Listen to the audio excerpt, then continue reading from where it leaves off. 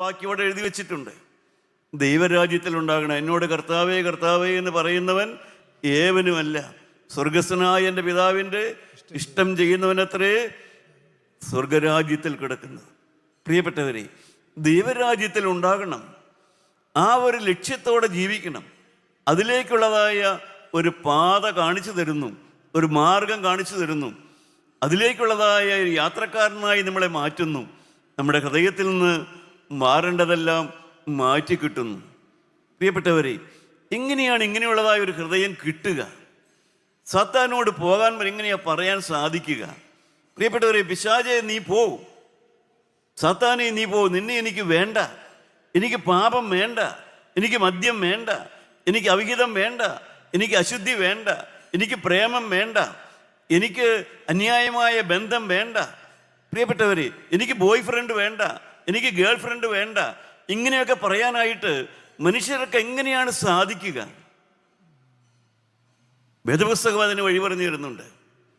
97-ാമത്തെ സങ്കീർത്തനം 10-ാമത്തെ വാക്യം നാം വായിക്കുമ്പോൾ, സാംസ് 97:10 നാം വായിച്ചു നോക്കുമ്പോൾ ഇങ്ങനെയാണ് ഇത് പറയാൻ സാധിക്കുക. ഈ ശക്തി എവിടെ നിന്നാണ് കിട്ടുക? പ്രിയപ്പെട്ടവരെ, സത്യമായി മനസ്സിലാക്കണം. ഇത് ലഭിക്കുന്നത് എവിടെ നിന്നാണ്? അതെങ്ങനെയാണ് മനുഷ്യരായി നമുക്ക് ലഭിക്കുന്നത്? 97-ാം സങ്കീർത്തനം 10-ാമത്തെ വാക്യം നമുക്ക് വായിക്കാം. യഹോവയെ സ്നേഹിക്കുന്നവരെ ദോഷത്തെ വെറുപ്പീൻ. പ്രിയപ്പെട്ടവരെ, ദൈവത്തെ സ്നേഹിക്കുക. Let those who love the gods hate the sin. Love the gods, hate the sin. പണ്ട് സൈക്കിൾ പിടിച്ച കാലം ഓർക്കുന്നുണ്ടോ? ഞാൻ ഓർക്കുന്നുണ്ട്. സൈക്കിളിന് 2 പെഡലുണ്ട്. പ്രിയപ്പെട്ടവരെ, ദൈവത്തിന് സ്തോത്രം. സൈക്കിള് പഠിക്കുക അന്നത്തെ വലിയൊരു ആവേശമായിരുന്നു അത്. വെള്ളിയാഴ്ച ദിവസങ്ങളിൽ ഹൈസ്കൂളിൽ 2 മണിക്കൂർ 2.5 മണിക്കൂർ ഉച്ചയ്ക്ക് ഇൻ്റർവെല്ലുണ്ടല്ലോ. അന്നൊക്കെയാണ് സൈക്കിൾ പഠിക്കുന്നത്. വീട്ടിലറിയാൻ മേല. വീട്ടിലറിഞ്ഞാൽ വഴക്കുണ്ടാകും. ഇന്നത്തെ കാരണന്മാരെ പോലെ, ഇന്നത്തെ മക്കളെ പോലെയല്ലല്ലോ. സൈക്കിള് പഠിക്കണമെന്ന് കേട്ടാൽ അപ്പം വഴക്ക് പറയും. പക്ഷെ പഠിച്ചു കഴിഞ്ഞാൽ പിന്നെ നീ സൈക്കിൾ എടുത്തുകൊണ്ട് പോയി റൈസ് മില്ലിൽ പോയി അവിടെ നെല്ല് കുത്തിക്കൊണ്ടുപോവാ, കാലിത്തീറ്റ മേടിച്ചുകൊണ്ട് പോവാ. പക്ഷേ പഠിക്കുകയാണെന്ന് കേട്ടാൽ തല്ലുള്ളൂ. പ്രിയപ്പെട്ടവർ, അങ്ങനെയാണ് ആ കാലം. ദൈവത്തിന് സ്തോത്രം. അങ്ങനെ സൈക്കിൾ പഠിച്ച കാലം ഞാൻ ഓർക്കുന്നു. കൂട്ടുകാർ സൈക്കിളെ പിടിച്ചങ്ങ് കയറ്റി ഇരുത്തും. എന്നിട്ട് കുറച്ചു നേരം പുറകിൽ നിന്ന് തള്ളിത്തരും. പിന്നെ ഈ സൈക്കിളിൽ കയറി ഇരിക്കുന്നവൻ്റെ പണിയാണ് ഈ 2 പെഡലുണ്ട്, ഇത് 1 പെഡലിൽ ചവിട്ടണം, 1 പെഡലിൽ ചവിട്ടണം, ഹാൻഡിലെ പിടിക്കണം, അപ്പോൾ ഇത് കറങ്ങണം, അപ്പോൾ ഇത് വീഴും. പ്രിയപ്പെട്ടവരെ, എന്നാലും സൈക്കിളിൻ്റെ 2 പെഡലെ ചവിട്ടി പഠിച്ച കാലം ഓർക്കുന്നു. ദൈവത്തിന് സ്തോത്രം.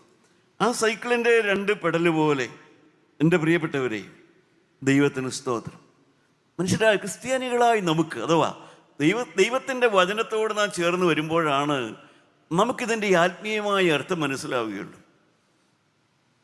ഞാൻ മനസ്സാന്തരപ്പെട്ട 35-ാമത്തെ വയസ്സിൽ ഞാൻ മനസ്സാന്തരപ്പെട്ട കാലത്തൊക്കെ കേട്ടിട്ടുണ്ട്, ക്രിസ്തീയ ജീവിതം സൈക്കിള് ചവിട്ടി കയറ്റം കയറുന്നത് പോലെയാണെന്ന്. സൈക്കിള് ചവിട്ടാതെ നിന്നാൽ സൈക്കിൾ താഴത്തേക്ക് പുറകോട്ട് പോരുകയും ചെയ്യും. പ്രിയപ്പെട്ടവരെ, ഈ 2 പെഡലെ ചവിട്ടി കയറുന്ന പോലെയാണ് ആ സൈക്കിളിനെ. ഞാനങ്ങനെ ഓർക്കുകയാണ്, 1 പെഡല് എന്ന് പറയുന്നത് ഐ ലവ് യു ജീസസ്. കർത്താവായ യേശുവെ, ദൈവത്തെ സ്നേഹിക്കുക. യേശുവെ, ഞാൻ നിന്നെ സ്നേഹിക്കുന്നു എന്നുള്ളതായ ഹൃദയത്തിൻ്റെ ആ നിശ്ചയമാണ് 1 പെഡല്. മറ്റേ 2-ാമത്തെ പെഡലാണ് ചവിട്ടാൻ പ്രയാസമുള്ള പെഡല്. അതേതാണ്? പാപം വേണ്ട, ഐ ഹേറ്റ് സിൻ, എനിക്ക് പാപം വേണ്ട എന്ന് പറയുന്നതായ 2-ാമത്തെ പെഡല് ചവിട്ടൽ നല്ല പ്രയാസമാണ്. പ്രിയപ്പെട്ടവർ, അങ്ങനെ ഒരു പെഡലെ കയറി ചവിട്ടാൻ തോന്നൂല മനുഷ്യർക്ക്. എനിക്ക് പാപം വേണ്ട, എനിക്ക് പിശാചിനെ വേണ്ട, എനിക്ക് മദ്യം വേണ്ട. അങ്ങനെ ആ പെടലും കൂടെ അങ്ങ് ചവിട്ടിയാൽ മാത്രമേ പ്രിയപ്പെട്ടവരെ ക്രിസ്തീയ ജീവിതത്തിൽ നമുക്കിങ്ങനെ കയറി പോകാനായിട്ട് സാധിക്കുകയുള്ളൂ. സൈക്കിളിൻ്റെ 2 പെഡൽ പോലെ, യേശുവെ, ഞാൻ നിന്നെ സ്നേഹിക്കുന്നു, എനിക്ക് പാപം വേണ്ട, എനിക്ക് പിശാചിനെ വേണ്ട, എനിക്ക് അരുതാത്തതൊന്നും വേണ്ട എന്ന് പറയുന്നതായ ആ 2-ാമത്തെ പെഡൽ കൂടെ ഒന്ന് ചവിട്ടണം. പ്രിയപ്പെട്ടവരെ, ദൈവത്തിന് സ്തോത്രം. ഞാൻ ഓർക്കുകയാണ്, ഇക്കാലത്തെ തലമുറ, ഞാൻ ഈയിടെ ഇങ്ങനെ വായിച്ചു, ഇവിടെയൊന്നുമല്ല, പാശ്ചാത്യ നാട്, സ്വിറ്റ്സർലൻഡ് എന്ന് പറയുന്ന സമ്പന്നമായ ഒരു രാജ്യം. പക്ഷേ അവിടെയെല്ലാം കുട്ടികൾ, ഏതാണ്ട് കൗമാരക്കാരായ കുട്ടികൾ, ഏതാണ്ട് 13 വയസ്സ് മുതൽ മുകളിലേക്കുള്ളതായ സ്കൂളിൽ, കോളേജിലൊക്കെ 9, 10, ഹൈസ്കൂളിൽ +2 ആ കോളേജിലൊക്കെ പഠിക്കുന്ന കാലത്ത് കുട്ടികൾ അവർ പറയുന്നത് അവരെല്ലാം ഒരു വിധത്തിൽ വറീഡാണ്, നിരാശരാണ്. കുട്ടികളെക്കുറിച്ച് അവർ തന്നെ കണ്ടുപിടിച്ച കാര്യം, 2 മണിക്കൂർ നേരം മൊബൈലിൽ സംസാരിക്കുകയോ കാഴ്ച കാണുകയോ ചെയ്താൽ 2 മിനിറ്റ് അമ്മയോട് വർത്താനം പറയും. 2 മണിക്കൂർ മൊബൈലിൽ നോക്കി സംസാരിക്കും. അത് കഴിയുമ്പോൾ 2 മിനിറ്റ് അമ്മയോട് വർത്താനം പറയും. അങ്ങനെയാണ് അതിൻ്റെ ഒരു ആവറേജ് അവർ കണ്ടുപിടിച്ചിരിക്കുന്നത്. അവർ തന്നെ കണ്ടുപിടിച്ചു എന്തുകൊണ്ടാണ് ഈ കുട്ടികൾ ഇങ്ങനെ, അവരാകെ ഈ പ്രായത്തിലുള്ള കുട്ടികൾ എന്തുകൊണ്ടാണ് തകർന്നു പോകുന്നത്. പ്രിയപ്പെട്ടവരെ, അവരതിന് ശരിയായ രീതിയിൽ പഠിച്ചു. അവരിങ്ങനെ കൂട്ടമായി കുട്ടികളെ വിളിച്ച് ചോദിച്ചു. അതിനുശേഷം ഒറ്റയ്ക്ക് വിളിച്ച് ചോദിച്ചു. ഇപ്പോഴാണ് അവർക്ക് മനസ്സിലായത്, ഒറ്റയ്ക്ക് വിളിച്ച് ചോദിച്ചപ്പോഴാണ് കുട്ടികൾക്ക് അവരുടെ ഹൃദയത്തിലുള്ളത് അവർ പലതും പറയാൻ തുടങ്ങി. എല്ലാവരും ചീത്തയല്ല, പക്ഷേ കുട്ടികൾ പോലും അവരെല്ലാവരും ഒരു വിധത്തിൽ വറീഡാണ്, നിരാശരാണ്. നിരാശരെന്ന് പറഞ്ഞാൽ എനിക്ക് ബുദ്ധി കുറവാണ്, എൻ്റെ സഹോദരൻ എന്നേക്കാൾ ബുദ്ധിയുണ്ട്, എൻ്റെ സിബ്ലിങ്സിന് എന്നേക്കാൾ ബുദ്ധിയുണ്ട്, എനിക്ക് ഭാവിയുണ്ടോ? ഈ ചിന്തയാണ് കുട്ടികളെ വലയ്ക്കുന്ന ഒരു ചിന്ത. എൻ്റെ സഹോദരങ്ങളെക്കാൾ എനിക്ക് ബുദ്ധി കുറവാണ്, അപ്പോൾ എനിക്ക് ഭാവി കിട്ടുമോ? വേറൊരു കൂട്ടർ, എനിക്ക് പഠിക്കാനും ശരിക്കറിയാൻ മേല, ഒരു കളിയും അറിയാൻ മേല.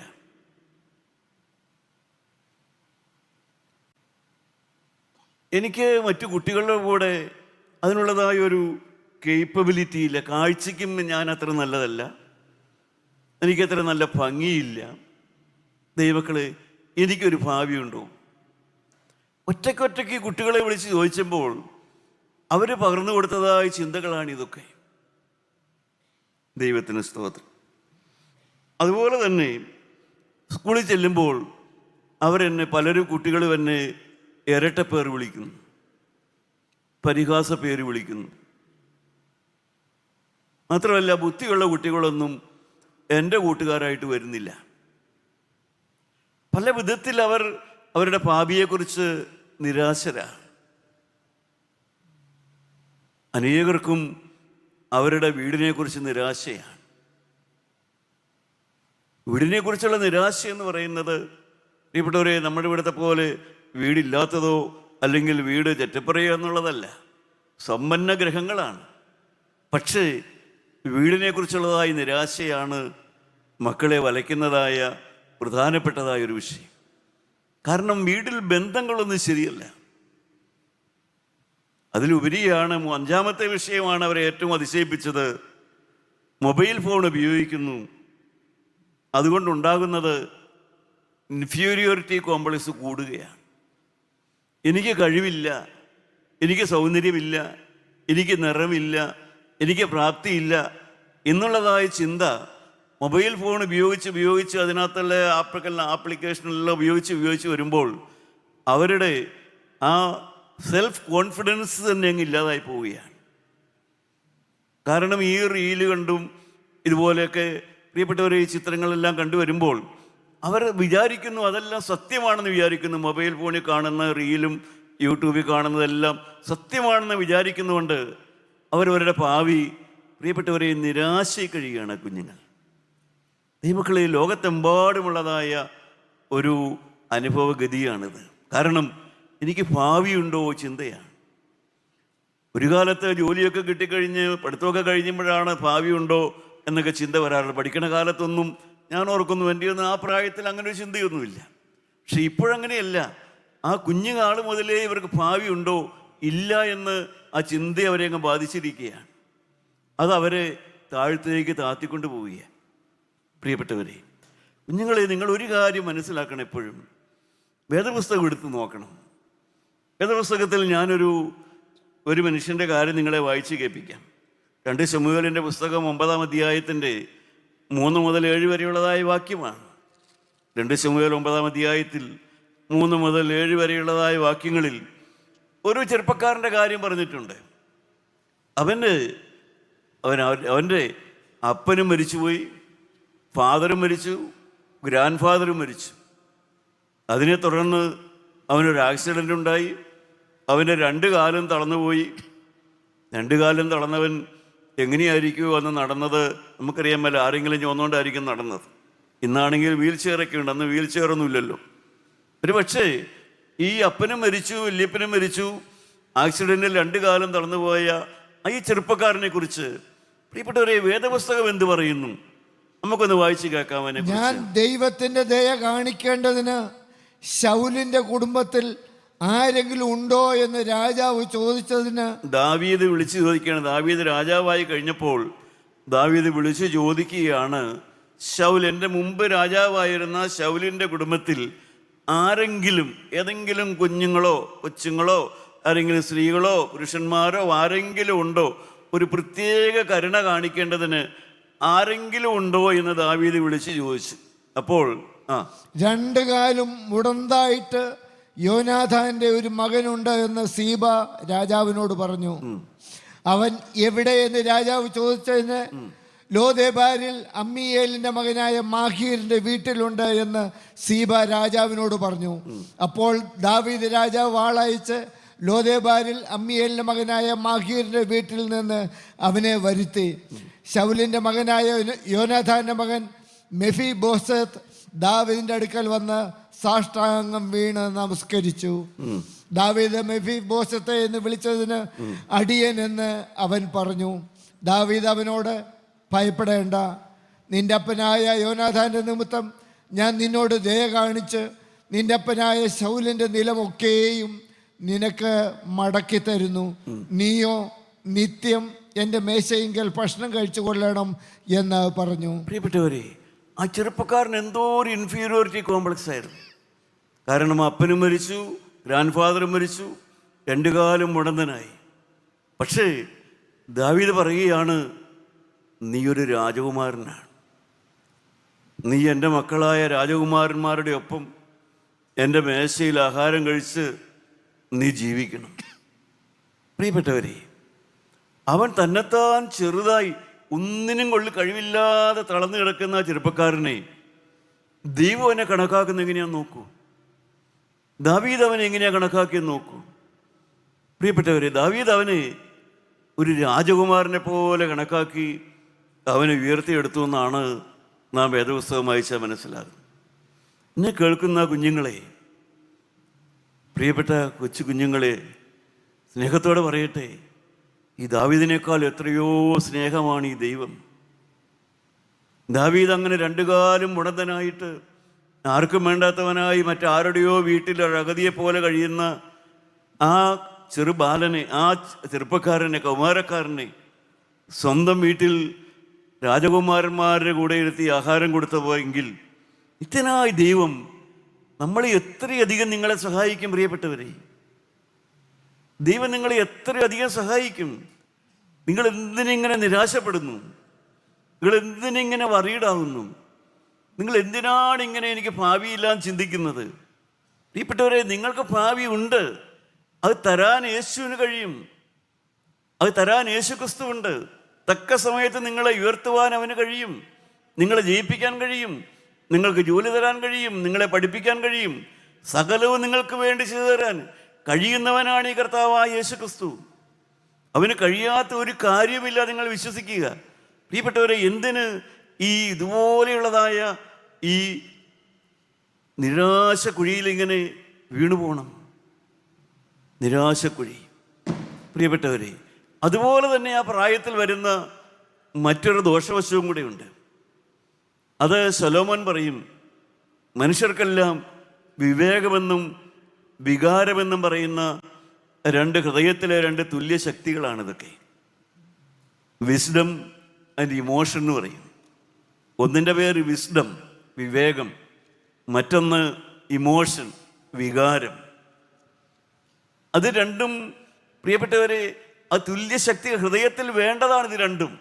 പക്ഷേ യൗവനകാലത്ത്, യൗവന പ്രായത്തിൽ വിസ്ഡം പുറകിലും ഇമോഷൻ മുമ്പിലുമായിരിക്കും. അതാ പ്രായത്തിൻ്റെ പ്രത്യേകതയാണ്. വികാരം മുമ്പിലായിരിക്കും, വിവേകം പുറകിലായിരിക്കും. ശലോമോൻ ഒരു കാഴ്ച കണ്ട് പറയുന്നുണ്ട്. സദൃശവാക്യം 7-ാം അധ്യായത്തിൻ്റെ 7-ാമത്തെ വാക്യത്തിൽ, സദൃശവാക്യം 7:7, പ്രോവർബ്സ് 7:7, ശലോമോൻ കണ്ടുകൊണ്ടിരിക്കുന്ന ഒരു കാഴ്ച സോളമൻ പറയുകയാണ്. എന്താണ് കണ്ടുകൊണ്ട് പറയുന്നത്? ഭോഷന്മാരുടെ ഇടയിൽ ഒരുത്തനെ കണ്ടു. ഒരു ചെറുപ്പക്കാരനെ, ഭോഷന്മാരുടെ ഇടയിൽ കൂട്ടുകൂടി നടക്കുന്ന ഒരു ചെറുപ്പക്കാരനെ ഞാൻ കണ്ടു. യൗവനക്കാരുടെ കൂട്ടത്തിൽ ബുദ്ധിഹീനനായ ഒരു യുവാവിനെ കണ്ടറിഞ്ഞു. ബുദ്ധിഹീനന്മാരുടെ ഇടയിൽ ഒരു ബുദ്ധിഹീനനായ യുവാവിനെ ഞാൻ കണ്ടറിഞ്ഞു. അവൻ വൈകുന്നേരം സന്ധ്യാസമയത്ത് ഇരുട്ടും അന്ധകാരമുള്ള ഒരു രാത്രിയിൽ അവളുടെ വീട്ടിന്റെ കോണിനരികെ വീതിയിൽ കൂടി കടന്നു. അതാണ് ആ വിവേകമില്ലായ്മയെന്ന് ഞാൻ പറയുന്നത്. അവൻ്റെ ബൈക്കൊക്കെ ഉണ്ടായിരിക്കും, പക്ഷെ അവൻ ബൈക്കൊക്കെ കിടന്ന് കറങ്ങണതും അത് ചില വീടിൻ്റെ അവനിഷ്ടമുള്ള ഏതോ ഒരു പെൺകുട്ടികളുടെ വീടിന് ചുറ്റും ആ കറക്കമൊക്കെ. അവർ പോകുന്നിടത്ത് അവനും പോകും, പ്രാർത്ഥനയോധനും പോകും. ചിലപ്പോൾ അവള് പോവുമെങ്കിൽ അവനും പോകും. പ്രിയപ്പെട്ടവരെ, ഇമ്മ്യൂണിറ്റിയുള്ള സ്ഥലമൊന്നുമല്ല പ്രാർത്ഥനയോഗവും. ഇതൊന്നും നടക്കില്ലാത്ത സ്ഥലമാണെന്ന് വിചാരിക്കരുത്. പള്ളി ഇമ്മ്യൂണിറ്റിയുള്ള സ്ഥലമൊന്നുമല്ല. അവിടെയും വരും ഇതൊക്കെ. പ്രിയപ്പെട്ടവരെ, കാരണം അവൻ്റെ ബൈക്ക് ഇങ്ങനെ കറങ്ങുള്ളൂ. ഏതെങ്കിലും പെൺകുട്ടിയെ ചുറ്റി ഇങ്ങനെ കറങ്ങിക്കൊണ്ട് കൊടുക്കുന്ന ബൈക്ക്. അങ്ങനെയുള്ള ആളുകളെ ഞാൻ കണ്ടുവെന്നാണ് ശലോമോൻ പറയുന്നത്. തുടർന്നുള്ള സംഭവമാണ് പരിതാപകരം. അതിൻ്റെ 22-23 വാക്യം വായിച്ചു നോക്കാം. അറുക്കുന്നിടത്ത് കാളയും ചങ്ങലയിലേക്ക് പോഷണം പോകുന്നത് പോലെയും പക്ഷി ജീവഹാനിക്കുള്ളതെന്നറിയാതെ കെണിയിലേക്ക് ബന്ധപ്പെട്ട് പോലെയും കരളിൽ അസ്ത്രം തറയ്ക്കുവോളം അവൻ അവളുടെ പിന്നാലെ ചെല്ലുന്നു. ദൈവത്തിന് സ്തോത്രം. പ്രിയപ്പെട്ടവരെ, അങ്ങനെ നടന്ന് ഇത് കെണിയാണ്, ചതിയാണ്, ചതിക്കുഴിയാണെന്ന് മനസ്സിലാകാതെ കരളിൽ അസ്ത്രം തറയ്ക്കുവോളം ഇവനിങ്ങനെ കറങ്ങി നടക്കും. ശലോമോൻ ചെറുപ്പക്കാരെ മാത്രമല്ല കണ്ടത്, ശലോമോൻ സ്ത്രീകളെയും കണ്ടു. അതിൻ്റെ 11-ാം അധ്യായം 22-ാമത്തെ വാക്യം ഒന്ന് വായിച്ചു നോക്കാം. പ്രോവർബ്സ് 11:22 ഒന്ന് വായിച്ചു നോക്കാം. 11:22 വായിച്ചു നോക്കാം. വിവേകമില്ലാത്ത ഒരു സുന്ദരി പന്നിയുടെ മൂക്കിൽ പൊൻമൂക്കുത്തി പോലെ. ദൈവത്തിന് സ്തോത്രം. പ്രിയപ്പെട്ടവരെ, എന്ന് വെച്ചാൽ സൗന്ദര്യം കൊണ്ട് ഹൃദയത്തിൻ്റെ വഷളത്തെ മൂടി വയ്ക്കാൻ സാധിക്കില്ല. വിവേകമില്ലാത്ത സുന്ദരി, പക്ഷേ പന്നിയുടെ മൂക്കിലെ മൂക്കുത്തി പോലെ. നല്ല സൗന്ദര്യം ഉണ്ടായിരിക്കും, പക്ഷേ വഷളത്തെ മൂടുവാൻ സൗന്ദര്യം കൊണ്ട് കഴിയില്ല. നല്ല പേഴ്സണാലിറ്റി ഉണ്ടായിരിക്കും, പക്ഷേ ഹൃദയത്തിലെ ചീത്ത സ്വഭാവങ്ങളെ മൂടി വയ്ക്കാനായിട്ട് കഴിയുകയില്ല. പ്രിയപ്പെട്ടവരെ, കാരണം ഇതെല്ലാം ആൺകുട്ടികൾക്കും പെൺകുട്ടികൾക്കും എല്ലാം സംഭവിക്കുന്നതായ വല്ലാത്തൊരവസ്ഥയാണ് ഇതൊക്കെ. ഇപ്പോഴും നാം ഓർക്കണം പ്രിയപ്പെട്ടവരെ, സൗന്ദര്യമോ പേഴ്സണാലിറ്റിയോ ഇംഗ്ലീഷിൽ ഇപ്രകാരം പറയും, not everyone who looks good, not everyone who looks good is pleasant to live with. കണ്ടാൽ നല്ലതെന്നും അടുത്താൽ നല്ലതെന്നൊക്കെ തോന്നുന്ന എല്ലാവരുടെയും കൂടെ ജീവിച്ചാൽ സന്തോഷവും സമാധാനവും ഒന്നും ഉണ്ടാകണമെന്നില്ല പ്രിയപ്പെട്ടവരെ. കാരണം അതല്ല, ഇതിനപ്പുറമാണിതെല്ലാം. മനുഷ്യൻ ഇതുപോലെ വഷളായിക്കൊണ്ടിരിക്കുകയാണ്. അതുകൊണ്ടാണ് ശലോമോൻ ഒന്നുകൂടെ പറഞ്ഞു, 6:32 കൂടെ നമുക്ക് വായിച്ച് നമുക്ക് ആ ഭാഗം കടന്നു പോകാം. എന്താണ് 6-ാം അധ്യായം 32-ാം വാക്യം? സ്ത്രീയോട് വ്യഭിചാരം ചെയ്യുന്നവനോ ബുദ്ധിഹീനൻ, അങ്ങനെ ചെയ്യുന്നവൻ സ്വന്തം പ്രാണനെ നശിപ്പിക്കുന്നു. പ്രിയപ്പെട്ടവരെ, ഇവിടെ അത് നടക്കുന്നുവോ? സ്വന്തം പ്രാണനെ കരളറുക്കുകയാണ്. കോഴിയെ കഴുത്ത് കണ്ടിക്കുന്ന പോലെ അവനവൻ്റെ പ്രാണനെ കഴുത്തറക്കുന്ന അനുഭവമാണ് വ്യഭിചാരം, അശുദ്ധി, വേണ്ടാതീനം എന്ന് പറയുന്നത്. ഒരു കോഴിയെ കൊല്ലാനുള്ള ധൈര്യം ഉണ്ടാവില്ല, പക്ഷേ സ്വന്തം ആത്മാവിനെ കൊല്ലും. ഒരു കോഴിയെ കൊല്ലാൻ പറഞ്ഞാൽ ധൈര്യം കാണുകയില്ല, പക്ഷേ സ്വന്തം ആത്മാവിനെ കഴുത്തറുത്ത് കൊല്ലുന്ന അനേക യുവാക്കന്മാർ. കഴിഞ്ഞ കൺവെൻഷനിൽ നമ്മളൊരു പാട്ട് കേട്ടു. നമ്മുടെ പാട്ടുപുസ്തകത്തിലെ 86-ാമത്തെ പാട്ടാണ്. പ്രിയപ്പെട്ടവരെ, നമുക്ക് ആ പാട്ട് ഒന്ന് കേൾക്കാം. അത് പ്രായമുള്ളവർ, ചെറുപ്പക്കാരുടെ ഓർത്ത്, പ്രിയപ്പെട്ടവരെ, ആത്മകഥമെന്നോ ഞങ്ങളുടെ മക്കളോട് ഞങ്ങൾ പറയുന്നതായിട്ട് പ്രിയപ്പെട്ടവരെ ചിന്തിച്ചാൽ മതി. നമുക്ക് ആ പാട്ടുകാർ പാടുന്നതെന്ന് കേൾക്കാം. ദൈവത്തെ മറന്നിടല്ലേ തലമുറയെ, ബുദ്ധിയാൽ നീ ദൈവത്തെ വിധിക്കരുതേ. ദൈവത്തെ മറന്നിടല്ലേ തലമുറയെ, ബുദ്ധിയാൽ നീ ദൈവത്തെ വിധിക്കരുതേ. വചനത്തിനതിരുകൾ നീക്കിടല്ലേ, വചനത്തിനതിരുകൾ നീക്കിടല്ലേ. ആത്മാവിൻ ശക്തിയെ നീ അളന്നിടല്ലേ, ആത്മാവിൻ ശക്തിയെ നീ അളന്നിടല്ലേ. കാലം മാറും പ്രായം മേറും ദേഹം ക്ഷയിക്കും, സ്വന്ത ബന്ധ സൗഹൃദങ്ങൾ മാറിപ്പോയിടും. കാലം മാറും പ്രായം മേറും ദേഹം ക്ഷയിക്കും, സ്വന്ത ബന്ധ സൗഹൃദങ്ങൾ മാറിപ്പോയിടും. ശാശ്വതനാം ദൈവം നിലനിന്നിടും, നാമോ ലോകം വിട്ടിടും എത്ര ശ്രേഷ്ഠരെന്നാലും. ശാശ്വതനാം ദൈവം നിലനിന്നിടും, നാമോ ലോകം വിട്ടിടും എത്ര ശ്രേഷ്ഠരെന്നാലും. ദൈവത്തെ മറന്നിടല്ലേ തലമുറയെ, ബുദ്ധിയാൽ നീ ദൈവത്തെ വിധിക്കരുതേ. ദൈവത്തിന് സ്തോത്രം. പ്രിയപ്പെട്ടവരെ, ഇതെല്ലാം ഒന്ന് മനസ്സിലാക്കുക. ഇതെല്ലാം നമ്മുടെ കുഞ്ഞുങ്ങളെ ഒന്ന് പറഞ്ഞു കൊടുക്കുക. അവരുടെ നിരാശ മാറ്റുക, ആകുലം മാറ്റുക, ആശങ്ക മാറ്റുക. ദൈവത്തിന് സ്തോത്രം. ഇതെല്ലാം പ്രിയപ്പെട്ടവരെ ഈ കാലഘട്ടത്തിൻ്റെ ഒരു ആവശ്യമാണ്. അങ്ങനെ നശിച്ചുകൊണ്ടിരിക്കുന്നതായ വഴിയറിയാതെ പതറുന്ന ഒരു തലമുറയുടെ മുമ്പിലാണ് നാം ജീവിക്കുന്നത്. നമ്മുടെ ശുശ്രൂഷയെല്ലാം യൗവനക്കാർക്കും കൂടെ വേണ്ടിയുള്ളതാണ്. നാളെ അവരുടെ പ്രത്യേക യോഗമുണ്ട് ഇവിടെ. 9ാം ക്ലാസ് മുതൽ 35 വയസ്സ് വരെയുള്ള യുവാക്കന്മാരുടെ യോഗം ഈ ഹോളിൽ തന്നെ നടക്കുന്നുണ്ട്. നിങ്ങളുടെ യുവാക്കന്മാരായ മക്കളെ, സഹോദരങ്ങളെ നിങ്ങളിവിടെ പറഞ്ഞയക്കണം. പ്രിയപ്പെട്ടവരെ, അവരനേകർ എഴുന്നേറ്റ് വരട്ടെ. യുവാക്കന്മാരുടെ യോഗത്തിൽ ഒരു കാലത്ത് പങ്കെടുത്തവരാണ് ഇന്ന് വിദേശ രാജ്യങ്ങളിൽ ഇരുന്ന് നമ്മുടെ കൂട്ടായ്മയ്ക്ക് ചുക്കാൻ പിടിക്കുന്നത്. അതിന് ഉത്സാഹത്തോടെ ഓടുന്ന യുവാക്കന്മാർ, യുവതികളും ഈ ഫെലോഷിപ്പിൻ്റെ യുവതി-യുവാക്കന്മാരുടെ മീറ്റിങ്ങിൽ പങ്കെടുത്തവരാണ്. പ്രിയപ്പെട്ടവരെ, ശക്തമായ വേല നാം നടക്കുന്നുണ്ട്. അനേക യുവാക്കന്മാർ എഴുന്നേറ്റ് വരുന്നുണ്ട്. ദൈവത്തിന് സ്തോത്രം. നമുക്ക് ഈ വർഷവും കുടുംബ സംഗമമെല്ലാം നടത്തണം. നാം കഴിഞ്ഞ വർഷം നടത്തുകയുണ്ടായി. ഈ വർഷവും നമുക്ക് അതെല്ലാം നടത്തണം പ്രിയപ്പെട്ടവരെ. കാരണം എങ്ങനെയും നമ്മുടെ മക്കളെ രക്ഷിക്കണം, എങ്ങനെയും നമ്മുടെ മക്കളെ ആ ചെളിക്കുഴിയിൽ നിന്ന് കോരിയെടുക്കണം. അവരുടെ നിരാശ മാറ്റി അവരെ ധൈര്യമുള്ളവരാക്കണം. അവർ ക്രിസ്തുവിനെ പിടിക്കണം. പ്രിയപ്പെട്ടവരെ, യേശുവിനെ പിടിച്ചാൽ ഭാവിയുണ്ട്. ദൈവത്തിന് സ്തോത്രം. ദൈവമക്കളെ, ഭാവിയെക്കുറിച്ചുള്ളതായ നിരാശ അതെല്ലാ തലമുറയിലും എല്ലാവരെയും ബാധിക്കുന്നതാണ്. എന്നാൽ അതെല്ലാം മാറ്റിത്തരുന്ന ശക്തിയുള്ളതായ ക്രിസ്തുവിൻ്റെ സാന്നിധ്യമാണ് നമുക്ക് ഈ പ്രാർത്ഥനാ കോളിൽ വരുമ്പോൾ അനുഭവിക്കാൻ കഴിയുന്നത്. നല്ല കുടുംബത്തിൽ ജനിച്ചവനല്ലേ ആ വ്യക്തി? നല്ല ഒന്നാം തരം കുടുംബത്തിൽ ജനിച്ചു. 17 വയസ്സ് വരെ ആ നല്ല കുടുംബത്തിൽ ജീവിച്ച ആ മനുഷ്യൻ. ഞാൻ ആരുടെ കാര്യമാണ് പറയാൻ പോകുന്നതെന്ന് നിങ്ങൾക്ക് മനസ്സിലായി കാണും.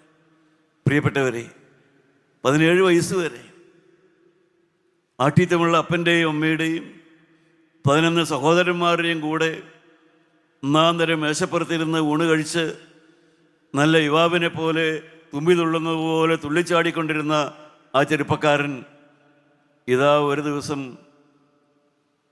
ഒരു അന്യദേശത്ത് ഒരു അന്യജാതിക്കാരൻ്റെ വീട്ടിൽ അടിമകളുടെ കൂടെ അവനിരുന്ന് ഊണ് കഴിക്കേണ്ടി വരുന്നു. അടിമകളുടെ കൂടെ അവൻ കിടന്നുറങ്ങേണ്ടി വരുന്നു. പ്രിയപ്പെട്ടവരെ, ഞാൻ ആരുടെ കാര്യമാണ് പറയുന്നത്? യോസഫ്. യൗസേപ്പിൻ്റെ കാര്യമാണ്. പ്രിയപ്പെട്ടവരെ, യൗസേപ്പ് 17 വയസ്സ് വരെ അവൻ ജീവിച്ചു. അത് കഴിഞ്ഞപ്പോൾ ഇതാ താഴത്തേക്ക് അങ്ങ് പോവുക. ദൈവത്തിന് സ്തോത്രം. ഞാൻ ഓർത്തു പോകാറുണ്ട്. യൗസേപ്പിനെ കുറിച്ച് ഓർക്കുമ്പോൾ ഞാൻ ഓർക്കാറുള്ള ഒരു കാര്യമുണ്ട്. വേദപുസ്തകത്തിൽ യോഹന്നാൻ്റെ സുവിശേഷം 9-ാം അധ്യായം 2-ാമത്തെ വാക്യം, 1-2 വാക്യം. യോഹന്നാൻ്റെ സുവിശേഷം 9-ാം അധ്യായം 1-2 വാക്യം നമുക്കൊന്ന് വായിച്ചു നോക്കാം. അവിടെ ഒരു ചോദ്യമാണ് ചോദിക്കുന്നത്. അവൻ കടന്നു പോകുമ്പോൾ പിറവിയിലെ കുരുടനായൊരു മനുഷ്യനെ കണ്ടു. അവൻ്റെ ശിഷ്യന്മാർ അവനോട്, റബ്ബി, ഇവൻ കുരുടനായി പിറക്കത്തക്കവണ്ണം ആർ പാപം ചെയ്തു, ഇവനോ ഇവൻ്റെ അമ്മയപ്പന്മാരോ എന്ന് ചോദിച്ചു. അതിന് യേശു, അവനെങ്കിലും അവൻ്റെ അമ്മയപ്പന്മാരെങ്കിലും പാപം ചെയ്തിട്ടല്ല, ദൈവപ്രവൃത്തി അവങ്കൽ വെളിവാകേണ്ടതിനത്രേ. ദൈവത്തിന് സ്തോത്രം. പ്രിയപ്പെട്ടവരെ, ഈ യൗസേപ്പിന് അവൻ പാപം ചെയ്തിട്ടാണോ?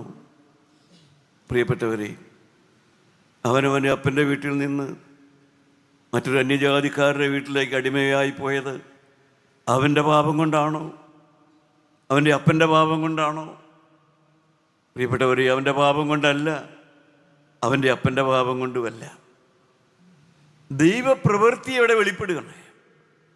ദൈവത്തിൻ്റെ ശക്തി അവനിൽ, പ്രിയപ്പെട്ടവരെ, വെളിപ്പെടുത്താൻ വേണ്ടി ദൈവം നിശ്ചയിക്കുക.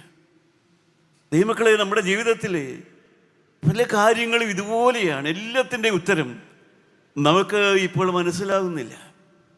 എന്തുകൊണ്ട് 17 വയസ്സ് വരെ അപ്പൻ്റെ വീട്ടിൽ സഹോദരന്മാരുടെ ഒപ്പം ഓടി നടന്ന് ഊണ് കഴിച്ചിരുന്ന ഈ യൗവനക്കാരൻ ഒരു ദിവസം ഒരു അന്യജാതിക്കാരുടെ വീട്ടിൽ അടിമകളുടെ കൂടെ അവനിരുന്ന് ആഹാരം കഴിക്കേണ്ടി വരുന്നു? അടിമകളുടെ കൂടെ നടക്കേണ്ടതായ അവസ്ഥ അവന് വരുന്നു. പ്രിയപ്പെട്ടവരെ, എന്താണ് ഇതിൻ്റെ കാരണം? ദൈവത്തിന് സ്തോത്രം.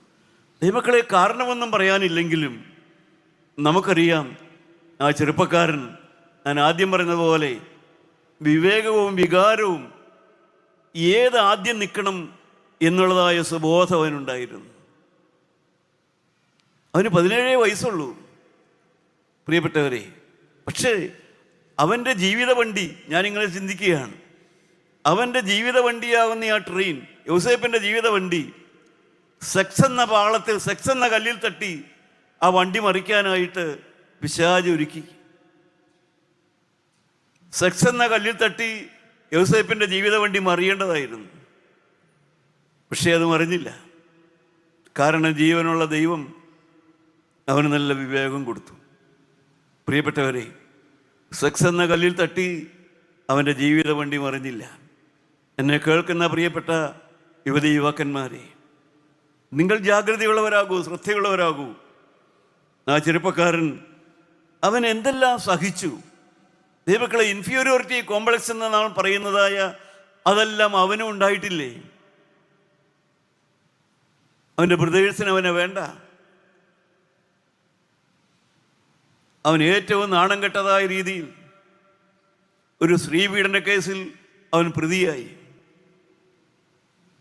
അവൻ ജയിലിൽ കിടന്നു. ആരും തിരിഞ്ഞു നോക്കിയില്ല, ആരും അന്വേഷിച്ചില്ല. പക്ഷേ എൻ്റെ പ്രിയപ്പെട്ടവരെ, ഒരു കാര്യം നാം ഓർക്കണം, യൗസേപ്പ് ഒരിക്കലും എന്തുകൊണ്ട് എന്ന് ചോദിച്ചില്ല. എന്തുകൊണ്ട് എനിക്ക് സംഭവിച്ചു? എന്തുകൊണ്ട് എനിക്കിങ്ങനെ വന്നു? എന്തുകൊണ്ട് എനിക്ക് ഈ കെടുതി വന്നു? എന്തുകൊണ്ട് ഞാൻ ഇങ്ങനെയുള്ളതായ ഒരു കെടുതിയിൽ വന്ന് പെട്ടു? പ്രിയപ്പെട്ടവരെ, അവൻ ദൈവത്തോട് പരിഭവിച്ചില്ല, മാതാപിതാക്കന്മാരോട് കോപിച്ചില്ല. അവനും ഈ ചെറുപ്പക്കാരനല്ലേ, അവിവാഹിതനായ ഒരു യൗവന പ്രായക്കാരനായ ചെറുപ്പക്കാരനല്ലേ? അവൻ്റെ ജീവിതത്തിൽ ഈ കേടും കെടുതിയെല്ലാം അവൻ്റെ കൺമുമ്പിലൂടെ സംഭവിച്ചപ്പോഴും പ്രിയപ്പെട്ടവരെ, അവൻ എന്തുകൊണ്ട് സംഭവിച്ചു അവൻ ചിന്തിച്ചില്ല, ചോദിച്ചില്ല. കാരണം അവൻ്റെ ജീവിതത്തിൽ അങ്ങനെ ഒരു ചോദ്യം ഉണ്ടായിരുന്നില്ല വാസ്തവത്തിൽ, പ്രിയപ്പെട്ടവരെ. കാരണം അവൻ ഒറ്റ കാര്യം അറിയാമായിരുന്നു, അവന് ജീവിതത്തിൽ ഒരു ലക്ഷ്യമുണ്ടായിരുന്നുള്ളൂ, എൻ്റെ ദൈവം എന്നെ കണ്ട് സന്തോഷിക്കണം, എൻ്റെ ദൈവം എന്നെ കണ്ട് സന്തോഷിക്കണം. ആ ചെറുപ്രായത്തിൽ അവൻ്റെ ഉള്ളിലുണ്ടായിരുന്ന ഒരേ ഒരു വിചാരം അതേ ഉള്ളൂ, ബാക്കി ഒന്നും അവൻ അറിഞ്ഞുകൂടാ. എൻ്റെ ജീവിതം കണ്ട് എൻ്റെ ദൈവം സന്തോഷിക്കണം. ആ ഒരേ ഒരു പ്രിൻസിപ്പിൾ, ആ ഒരേ ഒരു വാക്യം, പ്രിയപ്പെട്ടവരെ, അതായിരിക്കണം നമ്മുടെ ഫെലോഷിപ്പിലെല്ലാം വരുന്ന യുവക്കന്മാരുടെ ഹൃദയത്തിൽ വരേണ്ട ചിന്തയതാണ്. എൻ്റെ ജീവിതം കണ്ട് എൻ്റെ ദൈവം സന്തോഷിക്കണം, എൻ്റെ പെരുമാറ്റം കണ്ട് എൻ്റെ ദൈവം സന്തോഷിക്കണം, ഞാൻ സംസാരിക്കുന്നതും നടക്കുന്നതും പെരുമാറുന്നതും വസ്ത്രം ധരിക്കുന്നതും എല്ലാം കണ്ട് എൻ്റെ ദൈവം സന്തോഷിക്കണം. ദൈവക്കളെ, ആ ഒരൊറ്റ കാര്യത്തിൻ്റെ പിന്നിൽ അവൻ്റെ ജീവിതം അവിടെ നാം കുറിച്ചിടുകയാണ്. ഒരു വര വരയ്ക്കാം, അവിടെ ക്വസ്റ്റ്യൻ ഇടാം. എങ്ങനെ സാധിച്ചു? പ്രിയപ്പെട്ടവരെ, 30-ാമത്തെ വയസ്സിൽ അവനെ നോക്കി അന്നത്തെ രാജാവ് ഒരു കാര്യം പറഞ്ഞു. 30-ാമത്തെ വയസ്സിൽ അവൻ ജയിലിൽ കിടന്ന കാര്യം നിങ്ങൾ ഓർക്കുന്നില്ലേ പ്രിയപ്പെട്ടവരെ? അവൻ ജയിലിൽ കിടന്നു, സ്ത്രീപീഡന കേസിൽ അവൻ ജയിലിൽ കിടന്നു. ദൈവത്തിന് സ്തോത്രം. പക്ഷേ ദൈവമക്കളെ, അവൻ പാട്ടുപാടിയോ എന്നൊന്നും എനിക്കറിഞ്ഞുകൂടാ. അവൻ എങ്ങനെ ജയിലിൽ കിടന്ന് എന്നിങ്ങനെ സമയം ചെലവഴിച്ചു എന്ന് എനിക്കറിഞ്ഞുകൂടാ. എന്തൊരു നിരാശയായിരിക്കും അവനെ ബാധിച്ചതെന്ന് എനിക്കറിഞ്ഞുകൂടാ. കാരണം ചെയ്യാത്ത കുറ്റത്തിന്, നിരൂപിക്കാത്ത കുറ്റത്തിന് അവൻ ജയിലിലെത്തി. ദൈവമക്കളെ, അവൻ എങ്ങനെ സമയം ചെലവഴിച്ചു എനിക്കറിഞ്ഞുകൂടാ. ഞാനിങ്ങനെയൊക്കെ ചിന്തിക്കാറുണ്ട്. അപ്പോസ്തലനായ പൗലോസും ശീലാസും പ്രിയപ്പെട്ടവരെ ജയിലിൽ കിടന്ന് പാട്ടുപാടിയതുപോലെ യോസേപ്പും പാട്ടുപാടി കാണുമോ പ്രിയപ്പെട്ടവരെ? അവൻ പാടണമെങ്കിൽ എന്തു പാടും? പണ്ടത്തെ ഒരു പഴയ പാട്ട് ഞാൻ ഓർക്കുകയാണ്. കഷ്ടതയിലും പാടുവാൻ, നഷ്ടമതിൽ കൊണ്ടാടുവാൻ, ശക്തിയരുൾകനാഥനേ,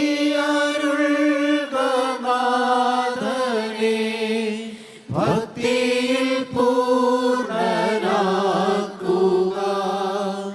ശക്തിയരുൾകനാഥനേ,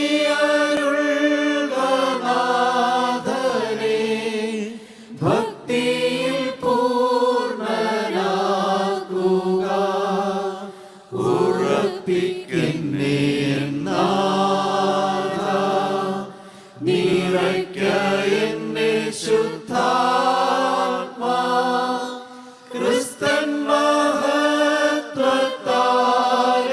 ഞാൻ മുറ്റും നിറഞ്ഞു ശോഭിപ്പാൻ. ക്രിസ്തൻ മഹത്വത്താലെ ഞാൻ മുറ്റും നിറഞ്ഞു ശോഭിപ്പാൻ. ദൈവത്തിന് സ്തോത്രം. അവന് പാടാൻ അതേ ഉണ്ടായിരുന്നുള്ളൂ.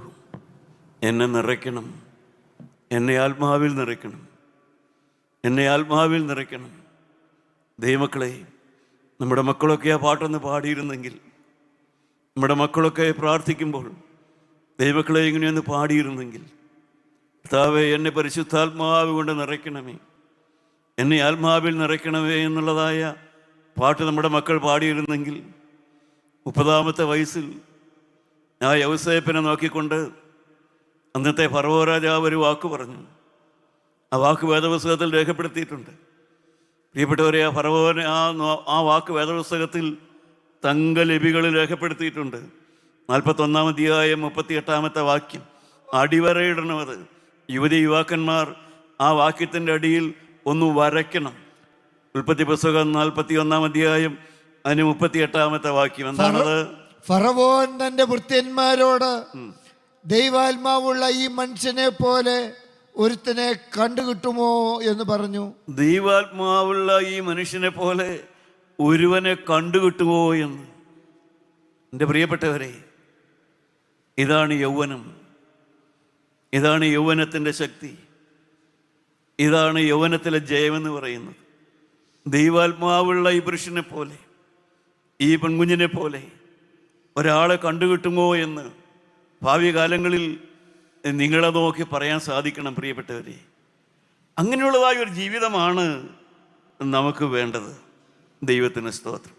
ഞാനിതുവരെ സംസാരിച്ചത് ആ സൈക്കിളിൻ്റെ ആ ഒരു പെടലേ ചവിട്ടാനുള്ള പ്രയാസത്തെക്കുറിച്ചാണ്. എനിക്ക് പാപം വേണ്ട, എനിക്ക് പിശാചിനെ വേണ്ട. ഒരു സൈക്കിളിൻ്റെ 2 പെഡൽ പോലെ എനിക്ക് പാപം വേണ്ട, എനിക്ക് പിശാചിനെ വേണ്ട എന്നുള്ളതായ ആ പെടലെ ചവിട്ടി താത്തിക്കൊണ്ട് പ്രിയപ്പെട്ടവരെ പോകണമെന്നുണ്ടെങ്കിൽ അതിൻ്റെ ആദ്യത്തെ പെടലുണ്ട്, യേശുവേ ഞാൻ നിന്നെ സ്നേഹിക്കുന്നു എന്നുള്ള. ദൈവത്തിന് സ്തോത്രം. പ്രിയപ്പെട്ടവരെ, യേശുവേ ഞാൻ നിന്നെ സ്നേഹിക്കുന്നു. ദൈവത്തിന് സ്തോത്രം. പ്രിയപ്പെട്ടവരെ, അങ്ങനെ പറയുമ്പോൾ എന്താ സംഭവിക്കുക? യേശുവേ ഞാൻ നിന്നെ സ്നേഹിക്കുന്നുവെന്ന് നാം ഹൃദയം കൊണ്ട് പറയുകയും ഹൃദയം കൊണ്ട് ആ വാക്ക് പറഞ്ഞുകൊണ്ടിരിക്കുകയും ചെയ്യുമ്പോൾ എന്താണ് സംഭവിക്കുക? പ്രിയപ്പെട്ടവരെ, അതുകൂടി അറിഞ്ഞാലേ നമുക്കത് പറയാനായിട്ട് തോന്നുകയുള്ളൂ. യേശുവേ ഞാൻ നിന്നെ സ്നേഹിക്കുന്നു. ആ ഒരു വാക്ക് അങ്ങനെ ഹൃദയത്തിൽ നിന്ന് അത് പറയുമ്പോൾ എന്താണ് ഉണ്ടാകുക? വേദപുസ്തകത്തിൽ അനേക കാര്യങ്ങൾ പറയുന്നുണ്ട്. ദൈവത്തെ സ്നേഹിക്കുന്നവൻ, പ്രിയപ്പെട്ടവരെ, അവൻ ദൈവത്തിൻ്റെ വചനം അനുസരിക്കും. അതെല്ലാം ആട്ടെ. 1 കൊരിന്ത്യർ 8-ാം അധ്യായത്തിൻ്റെ 3-ാമത്തെ വാക്യം, യേശുവേ ഞാൻ നിന്നെ സ്നേഹിക്കുന്നു, ദൈവമേ ഞാൻ നിന്നെ സ്നേഹിക്കുന്നു എന്നുള്ളതായ ആ സൈക്കിളിൻ്റെ പെടലേ ചവിട്ടുന്നത് പോലെ ആ വാക്യം ഹൃദയം കൊണ്ട് നമ്മുടെ ഉള്ളിൽ നിന്ന് പറയുമ്പോൾ എന്താണ് സംഭവിക്കുക? സ്വർഗത്തിൽ എന്താണ് സംഭവിക്കുക? നമുക്ക് വായിച്ചു കേൾക്കാം. 1 കൊരിന്ത്യർ 8:3 വായിച്ചു നോക്കാം. ഒരുത്തൻ ദൈവത്തെ സ്നേഹിക്കുന്നു എങ്കിലോ അവനെ ദൈവം അറിഞ്ഞിരിക്കുന്നു. ദൈവത്തിന് സ്തോത്രം. പ്രിയപ്പെട്ടവരെ, യേശുവേ ഞാൻ നിന്നെ സ്നേഹിക്കുന്നു എന്ന് ഒരുവൻ പറയുമ്പോൾ സ്വർഗം രേഖപ്പെടുത്തുകയാണ്, ദൈവം ആ യുവാവിനെ അല്ലെങ്കിൽ ആ യുവതിയെ, ആ രോഗിയെ അല്ലെങ്കിൽ ആ അവശതയുള്ള വ്യക്തിയെ ദൈവം അറിയുന്നു. പ്രിയപ്പെട്ടവരെ, ദൈവം അറിയുന്നു. ദൈവം അവനെ അറിയാൻ തുടങ്ങുന്നു. ദൈവം അവൻ്റെ അവസ്ഥ അറിയാൻ തുടങ്ങുന്നു. ദൈവം അവനെ വ്യക്തിപരമായിട്ട് പരിചയപ്പെടാൻ തുടങ്ങുന്നു. യേശുവേ ഞാൻ നിന്നെ സ്നേഹിക്കുന്നുവെന്ന് നിങ്ങൾ പറയാൻ തുടങ്ങുമ്പോൾ ദൈവം നിങ്ങളെ അറിയാൻ തുടങ്ങുന്നു. ദൈവം നിങ്ങളെക്കുറിച്ച് അറിയാൻ തുടങ്ങുന്നു. നിങ്ങൾ അറിയാന്ന് പറഞ്ഞാൽ നിങ്ങളെക്കുറിച്ച് ദൈവം അറിയാൻ തുടങ്ങുന്നു. നിങ്ങളുടെ അവശത എന്താണ്? നിങ്ങളുടെ ബുദ്ധിമുട്ട് എന്താണ്? നിങ്ങളുടെ പ്രയാസം എന്താണ്? നിങ്ങളുടെ വേദനയേറിയ സാഹചര്യം എന്താണ്? നിങ്ങളുടെ കുടുംബത്തിലെ സാഹചര്യം എന്താണ്? പ്രിയപ്പെട്ടവരെ, നിങ്ങൾ അനുഭവിക്കുന്നതായ ഓരോ കാര്യങ്ങളും ദൈവം അറിയുന്നു. ദൈവം അത് അറിയാൻ തുടങ്ങുന്നു. അത് നിങ്ങൾ പറഞ്ഞറിയണ്ട, ദൈവം അറിയുന്നു. അത് ദൈവത്തെ സ്നേഹിക്കുന്നവനെ ദൈവം അറിയുന്നു. അവൻ്റെ പരാജയങ്ങൾ, അവൻ്റെ പാളിച്ചകൾ, അവൻ്റെ താഴ്ത്തേക്കുള്ള അവസ്ഥ, അവൻ അനുഭവിക്കുന്ന നൊമ്പരങ്ങൾ എല്ലാം ദൈവം അറിയുന്നു. പ്രിയപ്പെട്ടവരെ, ദൈവമേ ഞാൻ നിന്നെ സ്നേഹിക്കുന്നു എന്നുള്ളതായ ആ ഒരു വാക്ക് നമ്മുടെ ഹൃദയത്തിൽ നിന്ന് വരുമ്പോൾ സംഭവിക്കുന്ന എന്താണ്? ദൈവം എന്നെ വിശദമായിട്ട് അറിയാൻ തുടങ്ങുന്നു. എന്നെ ദൈവം നല്ലവണ്ണം അറിയാൻ തുടങ്ങുന്നു. എൻ്റെ ഹൃദയത്തിലെ വേദനകൾ, നൊമ്പരങ്ങൾ, പരാജയങ്ങൾ, തോൽവികൾ, വന്നുപോയ പാളിച്ചകൾ, പാപങ്ങൾ, പ്രിയപ്പെട്ടവരെ വന്നുപോയ വീഴ്ചകൾ, എല്ലാം നാം ജീവിക്കുന്ന സാഹചര്യ ചുറ്റുപാട് എല്ലാം ദൈവം അറിയുന്നു. പ്രിയപ്പെട്ടവരെ, മറ്റൊന്നുകൂടെ ഞാൻ പറഞ്ഞു തരാം. ആവർത്തന പുസ്തകം 23-ാം അധ്യായം 5-ാമത്തെ വാക്യം കൂടെ നമുക്ക് വായിച്ചു നോക്കാം. ദൈവത്തെ സ്നേഹിക്കാൻ തുടങ്ങുമ്പോൾ രണ്ടാമതൊരു കാര്യം കൂടെ ഇവിടെ രേഖപ്പെടുത്തിയിട്ടുണ്ടെന്നാണ് സംഭവിക്കുന്നത്. ദൈവത്തെ സ്നേഹിക്കുന്നവർ എന്താണ് രണ്ടാമത് അവിടെ എഴുതിച്ചിരിക്കുന്നത്? എന്നാൽ ബിലയാമിന് ചെവി കൊടുപ്പാൻ നിന്റെ ദൈവമായ യഹോവയ്ക്ക് മനസ്സില്ലായിരുന്നു. നിന്റെ ദൈവമായ യഹോവ നിന്നെ സ്നേഹിച്ചതുകൊണ്ട് നിന്റെ ദൈവമായ യഹോവ ശാപം നിനക്ക് അനുഗ്രഹമാക്കി തീർത്തു. പ്രിയപ്പെട്ടവരെ, നീ ദൈവത്തെ സ്നേഹിക്കുന്നുവെന്ന് നീ പറയാൻ തുടങ്ങുമ്പോൾ നിന്നെ ബിലയാമിൻ എന്ന് വെച്ചാൽ നിന്നെ നശിപ്പിക്കാനിരിക്കുന്നതായ പിശാചിൻ്റെ കയ്യിലേക്ക് നിന്നെ കൊടുക്കാൻ ദൈവത്തിന് മനസ്സ് വരില്ല. പിശാച് നിന്നെ തൊടാൻ ദൈവത്തിന് മനസ്സ് വരില്ല. ശത്രു നിന്നെ താത്താൻ നോക്കിയാൽ മനസ്സ് വരില്ല. പിശാച് നിന്നെ പിടിച്ചു കെട്ടാൻ നോക്കിയാൽ ദൈവം അനുവദിക്കില്ല. പ്രിയപ്പെട്ടവരെ, ബിലയാമിന് കൊടുക്കാൻ മനസ്സില്ല എന്ന് പറഞ്ഞാൽ ദൈവദിനത്തെ നിങ്ങളെ താഴ്ത്താനും നിങ്ങളെ ശപിക്കാനും നിങ്ങളുടെ ഭാവി തകർക്കാനും കാത്തിരിക്കുന്നതായ ആ പിശാചിൻ്റെ കയ്യിലേക്ക് നിങ്ങളെ ദൈവം കൊടുക്കുകയില്ല. മാത്രമല്ല, എന്താണ് ദൈവം ചെയ്യുന്നത്? ദൈവം നിങ്ങളുടെ ശാപം അനുഗ്രഹമാക്കി തരും. ദൈവം നിങ്ങളുടെ ശാപം അനുഗ്രഹമാക്കി തരും. ദൈവത്തിന് സ്തോത്രം. പ്രിയപ്പെട്ടവരെ, ശാപം മുറിക്കാൻ വേറെ എങ്ങും പോകണ്ട. ശാപം മുറിക്കാൻ എങ്ങും പോകണ്ട. ശാപം മുറിക്കാൻ പ്രിയപ്പെട്ടവരെ അതിന് വരവുള്ളവരെടുക്കലും പോകണ്ട. ശാപം മുറിക്കണ പുരോഹിതന്മാരുണ്ട്, അവരുടെ അടുക്കൽ നിങ്ങൾ പോകണ്ട. ശാപം മുറിക്കുന്ന സുവിശേഷകന്മാരുണ്ട്, അവരുടെ അടുക്കൽ നിങ്ങൾ പോകണ്ട. പ്രിയപ്പെട്ടവരെ, നിങ്ങളുടെ ശാപം മാറ്റാൻ നിങ്ങൾ ഒരു സ്ഥലത്തും പോകണ്ട. അനേകര് ശാപം മാറാൻ വേണ്ടി പല സ്ഥലങ്ങളിൽ പോകുന്നുണ്ട്. പ്രിയപ്പെട്ടവരെ, ദ്രവ്യനാശവും മാനഹാനിയും ഒക്കെ ഫലം. ദൈവമക്കളെ, ശാപം മുറിക്കുന്നത് കർത്താവായ യേശു ക്രിസ്തുവാണ്. ദൈവം നിങ്ങളുടെ ശാപം മാറ്റിത്തരും. ദൈവമക്കളെ, നിങ്ങൾക്ക് പറയാൻ ഞാനൊരവസരം തരികയാണ്. ഏതെല്ലാം ശാപങ്ങൾ നിങ്ങളിലുണ്ട് പ്രിയപ്പെട്ടവരെ, ഏതെല്ലാം ശാപങ്ങൾ നിങ്ങളിലുണ്ട്. നിങ്ങൾ അനുഭവിക്കുന്ന ശാപങ്ങൾ എന്തെല്ലാമുണ്ട് പ്രിയപ്പെട്ടവരെ. പിശാചിൻ്റെ കയ്യിലേക്ക് നിങ്ങളെ കൊടുക്കാതെ, എന്നാൽ ഇന്ന് വരെ ഇപ്പോൾ നിങ്ങൾ അനുഭവിക്കുന്ന ശാപങ്ങൾ നിങ്ങളിൽ നിന്ന് മാറ്റിത്തരാൻ ക്രിസ്തുവിന് കഴിയും. പ്രിയപ്പെട്ടവരെ, നിങ്ങളുടെ ശാപം അനുഗ്രഹമായി മാറും. ഹല്ലേലൂയ. എന്നെ കേൾക്കുന്ന യുവാക്കന്മാരെ, യുവതികളെ, എന്നെ കേൾക്കുന്ന വലയുന്ന യൗവനക്കാരെ, എന്നെ കേൾക്കുന്നതായ മക്കളില്ലാതെ, ജോലിയില്ലാതെ, ഭാവിയില്ലാതെ, കുടുംബമില്ലാതെ, മുന്നോട്ട് കാഴ്ചപ്പാടില്ലാതെ, വിവാഹം നടക്കാതെ ഏതെല്ലാം തരത്തിലുള്ള പ്രാർത്ഥനാവിഷയങ്ങൾ ആണ് വരുന്നത് പ്രിയപ്പെട്ടവരെ. ഞെട്ടിപ്പിക്കുന്ന പ്രാർത്ഥനാവിഷയങ്ങൾ, കണ്ണുനീരിൽ കലക്കിക്കളയുന്ന പ്രാർത്ഥനാവിഷയങ്ങളാണ് നമ്മുടെ പ്രാർത്ഥനാ കോളിൽ, നമ്മുടെ പ്രാർത്ഥനയുടെ നമ്പറിലേക്ക് വരുന്നത്. പ്രിയപ്പെട്ടവരെ, ഒന്ന് എനിക്ക് പറയാനുള്ളൂ. നിന്റെ ദൈവമായ യഹോവ നിന്നെ സ്നേഹിക്കുന്നുവെങ്കിൽ, നീ ദൈവത്തെ സ്നേഹിക്കുന്നുവെങ്കിൽ, ദൈവം നിന്നെ അറിയുന്നു, അവൻ നിന്നെ സ്നേഹിക്കാൻ തുടങ്ങുന്നു. ദൈവം നിന്നെ സ്നേഹിക്കുമ്പോൾ നിന്റെ ശാപം അനുഗ്രഹമായി മാറും. ഹല്ലേലൂയ. നിന്റെ ശാപം അനുഗ്രഹമായി മാറും. പ്രിയപ്പെട്ടവരെ, സ്ത്രീപീഡന കേസിൽ ജയിലിൽ പോയ യൗസേപ്പ് മിസ്രൈമിലെ മന്ത്രിപദത്തിലേക്ക് കയറിയിരിക്കുകയാണ് ചെയ്തത്. ഹല്ലേലൂയ. ദൈവവേദലേ, അവനെന്തെല്ലാം ശാപം വന്നോ അതെല്ലാം അനുഗ്രഹമാക്കി മാറ്റുന്ന ഒരു ജീവനുള്ള ദൈവം നാം എവിടെയാണ് വന്നിരിക്കുന്നത് പ്രിയപ്പെട്ടവരെ. അവനിവിടെ കടന്നു വന്നിട്ടുണ്ട്. ആ നസ്രായനായ യേശു, ആ കാൽവരിയിൽ കരം വിരിച്ചവൻ, എനിക്ക് നിങ്ങൾക്കും വേണ്ടി ചാട്ടവാർ കൊണ്ട് അടിവേറ്റവൻ, മുഖത്ത് തുപ്പലേറ്റവൻ, ചമ്മട്ടി കൊണ്ട് അടിയേറ്റവൻ, മുൾക്കിരീടമേറ്റവൻ. ഹല്ലേലൂയ. ദൈവമക്കളെ, അവനിവിടെ കടന്നു വന്നിട്ടുണ്ട്. അവനിവിടെ വന്നിട്ടുള്ളത് കൊണ്ടാണ് ഞാൻ പറയുന്നത്, നിങ്ങളുടെ ശാപം അനുഗ്രഹമായി മാറും. ഹല്ലേലൂയ. ദൈവവേദലേ, നീ ശാപത്തോടെയാണ് വന്നിരിക്കുന്നതെങ്കിൽ ഇപ്പോൾ നിന്റെ ബന്ധനം അഴിയുന്ന രാത്രിയാണ്. ഇപ്പോൾ നിന്റെ ശാപം മാറിപ്പോവുകയാണ്.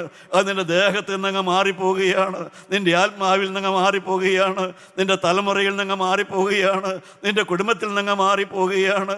നിന്റെ ശാപം ജീവനുള്ള ദൈവം അനുഗ്രഹമാക്കി മാറ്റുകയാണ്. ഹല്ലേലൂയ. ദൈവമക്കളെ, അനുഗ്രഹത്തിൻ്റെ രാത്രിയാണ് ദൈവം നമുക്ക് തരുന്നത്. ആർക്കെല്ലാം വേണം എൻ്റെ പ്രിയപ്പെട്ടവരെ? രണ്ട് കാര്യം മാത്രമേ ഉള്ളൂ പ്രിയപ്പെട്ടവരെ. നിങ്ങൾ ദൈവത്തെ സ്നേഹിക്കുക, പാപത്തെ വെറുക്കുക. ദൈവത്തെ സ്നേഹിക്കുക, പാപത്തെ വെറുക്കുക. യേശുവേ, ഞാൻ നിന്നെ സ്നേഹിക്കുന്നു എന്ന് ഒരു വാക്ക് കൊണ്ട് പറയുമ്പോൾ അടുത്ത വാക്ക്, ഞാൻ പാപത്തെ വെറുക്കുന്നു. പിശാചേ, നീ പോക, എനിക്ക് പാപം വേണ്ട. യേശുവേ, ഞാൻ നിന്നെ സ്നേഹിക്കുന്നു, എനിക്ക് പിശാചിനെ വേണ്ട. യേശുവേ, നീ എനിക്ക് വേണ്ടി മരിച്ചല്ലോ, ഞാൻ നിന്നെ സ്നേഹിക്കുന്നു, എനിക്ക് പാപം വേണ്ട. ഹല്ലേലൂയ. എൻ്റെ യൗവനക്കാരായ എൻ്റെ മക്കളെ, എൻ്റെ കൊച്ചുമക്കളെ, എൻ്റെ പ്രിയമക്കളെ, എൻ്റെ കുഞ്ഞുമക്കളെ, നിങ്ങൾ പറയുക, കർത്താവേ, ഞാൻ നിന്നെ സ്നേഹിക്കുന്നു, എനിക്ക് പാപം വേണ്ട, എനിക്ക് പ്രേമം വേണ്ട, എനിക്ക് അവിഹിതം വേണ്ട, എനിക്ക് അശുദ്ധി വേണ്ട, എനിക്ക് അരുതാത്ത സെക്സ് വേണ്ട. ഹല്ലേലൂയ. അതല്ല, എനിക്ക് വിവാഹം കഴിഞ്ഞിട്ട് മാത്രം മതി, അതിന് മുമ്പ് എനിക്ക് വേണ്ട. എനിക്ക് എൻ്റെ ഭാര്യയോട് കൂടെയുള്ള സെക്സ് മതി, എനിക്ക് അന്യായമായതൊന്നും വേണ്ട. ഹല്ലേലൂയ. പ്രിയപ്പെട്ടവരെ, എന്തിനൊരു പോഷനായിട്ട് നശിക്കണം, എന്തിന് ശാപം കയറ്റി വെക്കണം? ഹല്ലേലൂയ. ദൈവമക്കളെ, ഇപ്പോൾ നമുക്ക് ശാപം മാറുന്ന സമയമാണ്. ശാപം മാറ്റാൻ യേശു വന്നിട്ടുണ്ട്. അവൻ്റെ രക്തം ഇവിടെ ഒഴുകുന്നുണ്ട്. ആ കുഞ്ഞാടിൻ്റെ രക്തം കല്ലുപോൽ ഒഴുകുന്നതായ, കല്ലുപോലുള്ള ഹൃദയങ്ങളെ മാറ്റുന്നതായ, അത് മാർദ്ദവമാക്കി തരുന്ന കുഞ്ഞാടിൻ്റെ രക്തം ഒഴുകിക്കൊണ്ടിരിക്കുന്നതായ ഈ രാത്രി, ഈ സമയമാണ്, ഈ നിമിഷമാണ്. ആ രക്തം ആരുടെ മേലെല്ലാം വന്ന് വീഴുന്നുവോ അവരുടെ ഹൃദയം മാറുകയാണ്. ആ ശാപം മാറുകയാണ്. ഹല്ലേലൂയ. ശാപം മാറുകയാണ്. ശാപം മുറിഞ്ഞു മാറട്ടെ, ശാപം മാറട്ടെ, അനുഗ്രഹം ഒഴുകി വരട്ടെ, കുഞ്ഞാടിൻ്റെ രക്തം ഒഴുകട്ടെ. ഹല്ലേലൂയ. ഹല്ലേലൂയ. തടസ്സങ്ങൾ മാറട്ടെ, കല്ലുകൾ മാറട്ടെ, ബന്ധനക്കയറുകൾ പൊട്ടട്ടെ. അരുമനാഥന്റെ സ്നേഹച്ചങ്ങലയിലേക്ക് നിങ്ങൾ കടന്നു വരുവീൻ പ്രിയപ്പെട്ടവരെ. അവനിവിടെ കടന്നു വന്നിട്ടുണ്ട്. അവനെ കെട്ടിപ്പിടിക്കുവീൻ, അവനെ ആലിംഗനം ചെയ്യുവീൻ. അവൻ നിങ്ങളെ കെട്ടിപ്പിടിക്കുന്നവനാണ്, അവൻ ആലിംഗനം ചെയ്യുന്നവനാണ്, അവൻ കൊള്ളാവുന്നവനാണ്. അവനെ വിട്ടുകളയല്ലേ, അവനെ വിട്ടു മാറിപ്പോകല്ലേ. അവനെ നിങ്ങൾ ആരെങ്കിലും ചെയ്യുവീൻ, അവൻ ശാപം മാറ്റുന്നവനാണ്. Hallelujah, hallelujah, hallelujah. ആർക്കെല്ലാം ആഗ്രഹമുണ്ട്? കരങ്ങൾ ഉയർത്താൻ ആർക്കെല്ലാം ആഗ്രഹമുണ്ട്? കർത്താവേ, മാറിപ്പോകല്ലേ. അവന്റെ രക്തമിതാ ഒഴുകുകയാണ്, അവനിതാ കടന്നു പോവുകയാണ്, അവനിതാ നിന്റെ അരികത്തൂടെ പോവുകയാണ്. മകളെ, നിന്റെ ശാപം മാറിയിരിക്കുന്നു. മകളെ, നിന്റെ ബന്ധനം ഒഴിഞ്ഞിരിക്കുന്നു. നിന്റെ ശാപം അനുഗ്രഹമായി മാറിയിരിക്കുന്നു. ഇന്ന് വരെയും ഉള്ളതായ നിന്റെ ശാപം അനുഗ്രഹമായി മാറുകയാണ്. ഹല്ലേലൂയ. നീ ഇനി ശാപത്തിൻ്റെ അടിമയല്ല. നീ ഇനി ശാപം പേറി വലയേണ്ട കാര്യമില്ല. നിനക്ക് മക്കൾ പിറക്കും, നിനക്ക് കുഞ്ഞുങ്ങൾ പിറക്കും, നിന്റെ രോഗത്തിന് സ്ഫൂർതി വരും. ഹല്ലേലൂയ. നിന്റെ കുടുംബത്തിലേക്ക് തേജസ്സിൻ്റെ ആത്മാവ് കടന്നു വരും. ഒന്ന് മാത്രം നീ പറഞ്ഞാൽ മതി, ദൈവത്തിൻ്റെ ആത്മാവുള്ള ഈ യുവാവിനെ പോലെ ഒരു മനുഷ്യനെ കണ്ടുകിട്ടുമോ? ഹല്ലേലൂയ. ജീവനുള്ള ദൈവം, കരുണയുള്ള കർത്താവ്, നിന്റെ മക്കളുടെ ബന്ധനം ഒഴിക്കാൻ നീ കിടന്നു വന്നല്ലോ. ഞങ്ങളുടെ യൗവന തലമുറയെ രക്ഷിക്കണമേ, വിടുവിക്കണമേ, സഹായിക്കണമേ, കരുണ തോന്നണമേ. അവർക്ക് ഈ പാട്ടുകളൊക്കെ ഒന്ന് മനസ്സിലാകണമേ. ദൈവമേ, സ്തോത്രം. അവരുടെ നിരാശ മാറ്റിക്കൊടുക്കണമേ, അവരുടെ ആശങ്ക എടുത്തു കളയണമേ, ഭാവി കൊടുത്ത് അനുഗ്രഹിക്കണമേ. യേശു മൂലം പ്രാർത്ഥിക്കുന്നു. കൃപയോട് കേട്ട് ഉത്തരം തരുമാറാകണമേ.